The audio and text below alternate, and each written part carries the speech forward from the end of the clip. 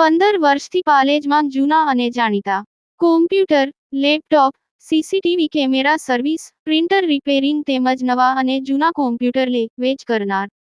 Admission form તેમજ તમામ સરકારી ફોર્મ ઓનલાઈન ભરી આપવામાં આવશે.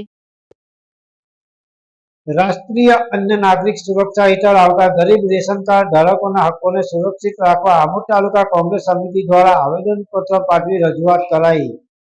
આમોદ તાલુકા કોંગ્રેસ પ્રમુખની આગેવાની હેઠળ આમોદ તાલુકા કોંગ્રેસના આગેવાનો દ્વારા ગરીબો રેશન કાર્ડ ધારકોના હકો સુરક્ષિત રાખવા માટે ગત રોજ આમોદ નાયબ મામલતદારને કોંગ્રેસી આગેવાનોએ આવેદનપત્ર પાઠવી રજૂઆત કરી હતી.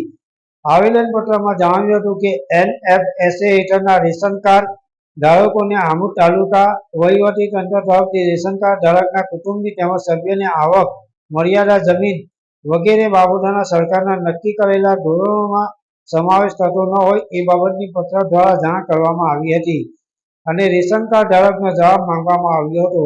ત્યારે કોંગ્રેસી કાર્યકરોની માંગ હતી કે તંત્ર તરફથી ગરીબ આદિવાસી પરિવારોને નોટિસ આપી છે, તેમને જીએસટી એટલે શું એ પણ ખબર નથી. એમાં ગરીબ આદિવાસી પરિવારને પણ નોટિસ આપી છે.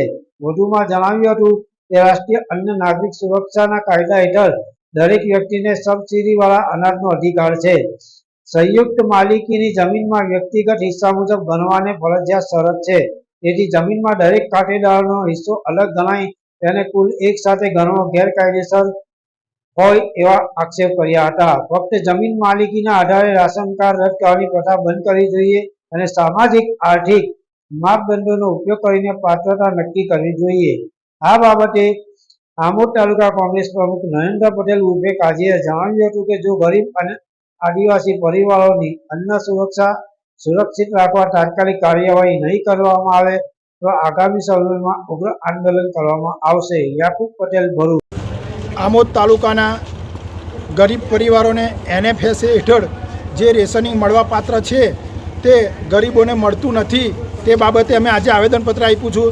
સરકારશ્રીને અમારે કહેવું એવું છે કે જો આમોદ તાલુકામાં 3 એવા નાગરિકો પકડાયા છે, મામલતદારશ્રી પાસે એમનું નામ છે, બધું જ છે, જે 25 લાખની આવક મર્યાદા ધરાવે છે ને IT રિટર્ન ભરે છે. એ લોકો અનાજ લેવાને પાત્ર છે તો ગરીબ લોકોનું શું? એટલે આનો મતલબ એવો થાય છે કે માલે તુજાર થતો જાય છે અને ગરીબ થતો જાય છે. તો અમારે સરકારશ્રીને એટલું જ કહેવું છે આજના દિવસે કે જે ગરીબોને મળવાપાત્ર અનાજ છે તે મળવું જોવે ને નહીં મળે તો આવનારી સમયમાં અમે ઉગ્ર આંદોલન કરીશું કોંગ્રેસ પક્ષ દ્વારા.